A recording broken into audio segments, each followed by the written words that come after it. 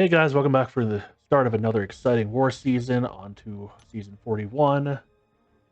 Bans for this war are Hercules, Omega Red, and Scorpion. The global bans for this season are Kingpin and Kitty Pryde. And the ban immune champs are Ghost and Quake. New rank 4 in White Magneto, also bringing along Nick Fury and Havok. So, new fight overview screen instead of aimlessly wandering through the map looking for my fights. Saw this in one of Cat Murdoch's war videos and thought it looked pretty nice, so I would try and copy a little bit of it. In section 1 and 2, I am on path 7. Then I have Korg on node 22 and Nick Fury on node 49 on Boss Island. First up for the prep session, we have Attuma on the second win standing in Fear node. We do have a guidance pre-fight here, so we never have to worry about him shrugging off stun. The biggest thing is making sure he does not throw a heavy if he has either an armor break from the special 1 or a fatigue from the standing in fear debuff. If he throws a heavy while he has a non-damaging debuff, he will purify it and trigger the damage reflection. If that does happen, we have the passive stun from guidance, so we can just stun him and wait that out. Otherwise, it'll be a straightforward fight for White Magneto. Following that is a pretty boring fight with White Magneto. Just going to be doing basic combos. Can't knock him down or use any specials because that will trigger the armor break on him. And when you armor break DragonMan, you get degen on you. When I tested this in the off season, the armor break always applied, even with 100% ability accuracy reduction. Not sure why that is. Maybe the node has extra ability accuracy or just can't be modified and doesn't say. After that, we have Korg on Hazard Shift Shock Incinerate. Havok is just going to absolutely cheese the heck out of this fight. The biggest worry is not playing aggressive and getting backed into the corner. So just try to intercept and just push Korg back as much as possible. And we do have the guidance pre-fight, so we won't have to worry about blocking too many hits. We'll get our stuns in as long as you don't have shock debuffs on us. And yeah, should be a short fight for Havok. Final fight of the war for White Magneto is Misty Knight. We have another guidance pre-fight here. I think I end up having that for every single fight this war. The biggest thing to watch out for is when you use a special 1 or 2, she has a chance to purify any debuffs based on her anti-metal charges, which she gets from parrying or ending with a light combo ender. And you want to pretty much only hit her while she's stunned, because she has a chance to evade based on the cryogenic charges. And she gets that from you dexing or ending in a medium combo ender. Next up is my good old buddy Quicksilver. The protection here is still bugged, so we don't have to worry about that. The bleed will do full damage through it, even when he has it. The guidance here isn't necessary for Nick Fury, but it would be for anyone that doesn't get around his evade. The reason for that is when he shrugs a stun to go into his evade, that triggers the unblockable node, but since the guidance is a passive, it does not trigger that node, and you will not have to worry about him going unblockable until he throws a special in terminal velocity. Final fight of the war is Hazard Shift Incinerate Poison, Nick Fury. The biggest worry here is just getting backed up into a corner. You'll want to take advantage of the defensive tactic and allow Nick Fury to throw as many special 2s as possible. But while you're baiting out specials, you also risk getting cornered, so you need to hit his block, and you'll have lots of opportunities to do that in the poison phase because you don't want to hit him then. You probably need to do it a couple times. But yeah, mutant power back boosts. I'm not going to say they're necessary for this fight, but they make it a heck of a lot easier. You want to build up to your special 3, drop it, go into second life, and drop another special 3 to finish him off. Alright, first up we have Attuma. We already have a guidance pre-fight placed on this fight. Biggest worry here is him throwing a wild heavy while he has a fatigue on him. I am throwing on a combat regen because I have another White Magneto fight after this, and I'd prefer not to use a potion. Well, main goal here is just parry heavy, build up our prowess, and then throw off a special 2.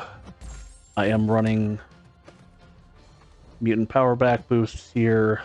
Kind of a waste because this is the only fight I'm able to take advantage of it in this set of boosts, but you know, might as well use them while you have them. So just baiting out special 1s here. Now, there is a risk of him getting too much hydration, but for it to matter in this fight, he'd have to get to 19, and don't think he's quite going to get there. His signature ability is completely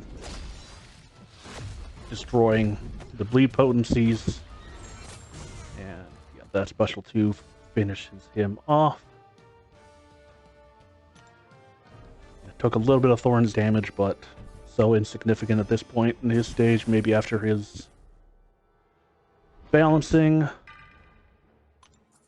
Next up, we have this DragonMan, also going to be taking this with White Magneto. Throwing on an invulnerability boost just in case we don't turn off his power charge, and we also have to deal with him not throwing specials with MD, since you can't really control when White Magneto gets his prowess buffs. And throughout this entire fight, I just wanted to parry heavy, but because of the armor break on knockdown not being affected by ability accuracy reduction, it's a horrible idea. You could probably do it with your specials as long as this is your last White Magneto to fight, or you don't mind healing him up. I prefer to save potions as much as possible for when I do eventually screw up. So it's just going to be a longer fight here, just using basic hits to finish him off. I probably should have taken some of those hits on the block just to avoid getting backed up so much.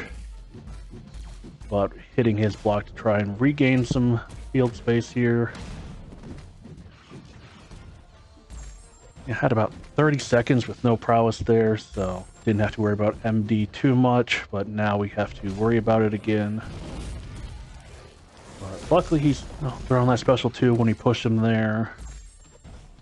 And it also looks like White Magneto is failing some of the MD. Could have thrown a special 3 there just to finish him off, but playing it safe and baiting out one more special and one more combo to finish him off.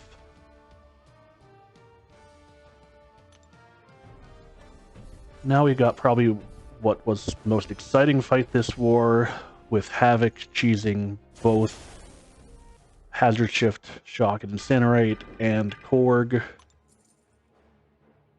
throwing on another guidance boost here just so we can get a clean parry at the start of the fight, so we don't have to worry about too much of the buffs on Havok from him hitting our block. But effectively, this fight's going to be really slow up until the shock phase, and once he regains his rock shield. After that, he's just going to absolutely melt. So now we're getting shocks, we're placing plasmas on him. Those are just destroying him, and now he's shrugging them off. Just look at those rock stacks. He's up to 30 now. Some more shocks on us. And just getting deleted. One more hit here, and yeah, just completely destroyed.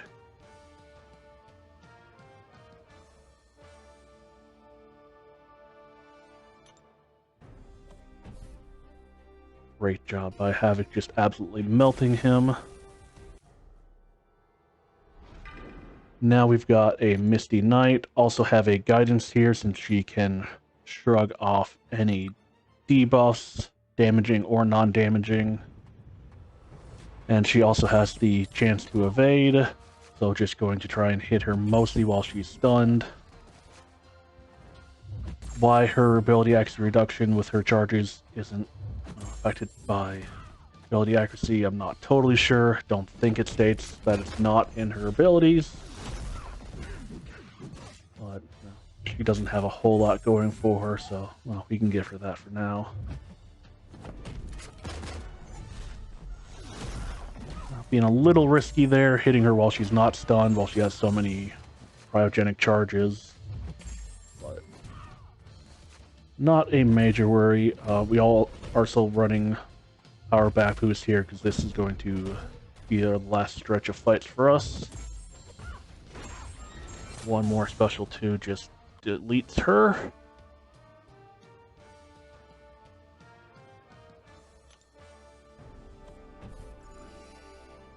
And now my favorite enemy, Quicksilver. Although with protection currently bugged on this node, Nick Fury's going to make quick work of him. It does look like protection is going to be fixed in the April update. So I'll have to actually knock him down to have bleeds do full damage after this. But right now, it's not necessary. The guidance here is also not necessary for Nick Fury since he prevents the evade. Anyone else, you'd want to have it if they don't have guaranteed crits or they don't prevent evade, because yeah, his purification of the stun into an evade counts as a shrug towards the node. And there it decks out of the special 2 a little early, get punished for it, but Nick Fury's only fight, so not a major worry here. If needed, I could have pushed into a special 3, but one more bleed here, and he's gone.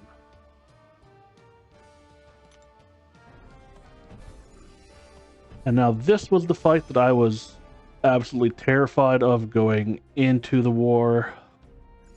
I was certain that I was just going to get backed up into the corner. Nick Fury is just going to be unblockable for about 30 seconds, and I was going to eat some bleeds and die. I'm pretty sure during planning, Clown mentioned that even with all my complaining, I'd somehow managed to get out of this fight with about 85% health. So we'll see who is correct at the end of this fight.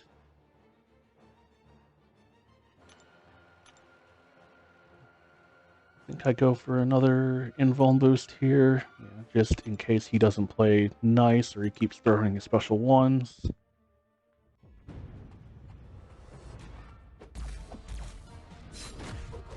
Get a nice heavy there to start out the fight. And then this combo is going to push him to his 2 bars of power. Throws it right away, exactly what we want. Now we're in poison, so just hit his block to try and push him back.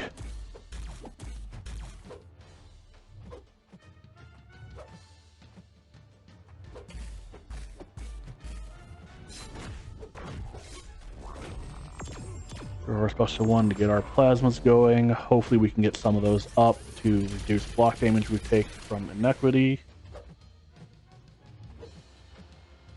Yeah, now he's at 10 flourishes. Just trying to get him to hold block here, but being a little touch and go here. And we get another special 1 into the block. And we're getting backed up too far for my liking.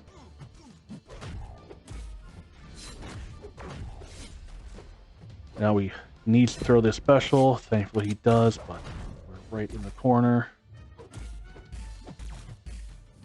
Luckily he decides to block there. And we have good RNG with the poisons somehow. Now we're getting out of the corner, we're throwing this special 3. Hopefully it does enough to give us power back, so we'll be able to throw another special 3 go after he gets into second life. And it takes him down to 10%, gives us almost 2.5 bars of power, so pretty much exactly what we wanted here. Just need to do a little bit more damage, then dance around for a little bit so we get plasmas on us. But yeah, thankfully this fight's going really well so far. We were able to passively build up power enough that we were able to get out of the corner without too much of a worry. Yeah, and now we're just gonna bait one more special from him, then dance around until he's around 30% health, and that's going to do it for this fight. So it looks like Clown was more correct with me, but I didn't quite live up to his expectations of 85%, unless somehow I'm miraculously heal 2% here. Sorry to disappoint. We only manage 83% health. That special 3 finishes Nick Fury off. Take a little screenshot there to show Clown. But that's it for War 1 for me. Pretty good start. Thanks for watching.